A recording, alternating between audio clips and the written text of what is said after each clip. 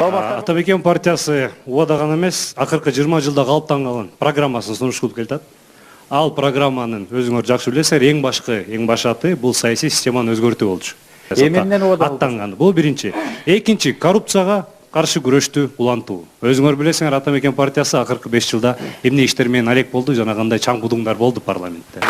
УАда бериш оңой, бирок аны ишке ашырыш аябай кыйын. Башка партиялар берип аткан УАдаларды учурда СДПК күжүлдөп, бирок унчукпай эле ишке ашырып атат. Биз азыркы партияда мындан ары эркин өнүккөн мамлекет куруу боюнча, жумуш ордун камсыз кылуу боюнча, мына 300 миңге жакын жумуш ордун камсыз кылабыз деп атабыз. Ошондой эле жаштарды колдоо боюнча, турак жай менен камсыз кылуу боюнча дагы чоң проекттер бар. Ошондой эле мына жолдорду куруу боюнча ири проекттер бар. Сыналгыдан бизди тиктеп отурган жаштар, ушулар бизге эмне жасап берет деп бизден үмүт менен карап турушат азырчы. Биз жалпы сөздөрдү сөйлөп атабыз да, мен конкреттүү эки нерсени айтайын. Биринчи кезекте жаштарга турак жай менен камсыз кылуу. Бул үй баягы абдан маанилүү маселе. Биз ушул бардык Кыргызстандын бардык шаарларында атайын мамлекеттен жерди бөлдүрүп, чет элдик ири гранттар менен үйлөрдү көп жылга арзан баада. Мисалы алар ижара акысы $300, $350 чейин чыгат атпайбы? Аны өтө узак мөөнөткө, керек болсо $150 түшүрүп, андан болсо ипотекалык кредиттердин дагы мөөнөтүн узартып, адамдар айлык алган адам азыркы биздин шартта турак жайга акчасын төлөп, анан ошол турак жай менен камсыз боло турган жаштардын бир чоң долбооруна мен өзүм катуу киришем. Кайдан алса болот деп атасыз ошону, каражатты?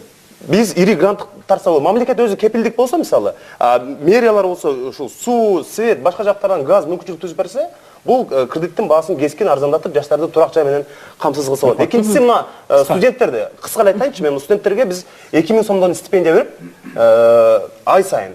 Муну бирок кийин баягы айылдарда врач, мугалим, айыл өкмөтүнө адистерди даярдоо боюнча чоң программабыз бар. Эми жанагы жаштар эгерде парламентке келип калса, чындыгында эле кандайдыр бир күчкө ээ болобу? Чындыгында бул жакшы суроо.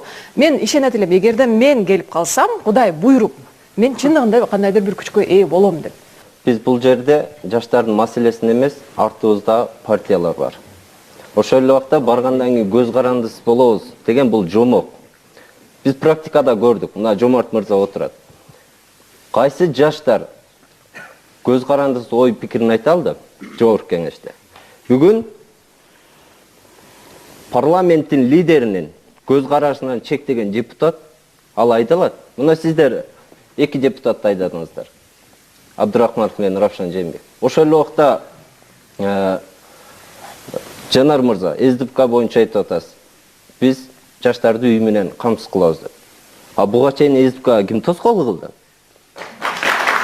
Ошол эле убакта Жомарт мырза коррупция менен күрөштү улантабыз деп атасыздар. Атамекен партиясы мына 5 жыл мөөнөттө кандай күрөш жүргүздү? Максим Бакиевдин БНК деген заправкасын $3 миллион алып, 39 миллионго сатты. Мына ушу коррупция. Көчөдөгү май ичинин же болбосо кайсы бир майда кызматкерден 500 миң сом пара алып жаткан карман, бул коррупцияга каршы күрөш эмес.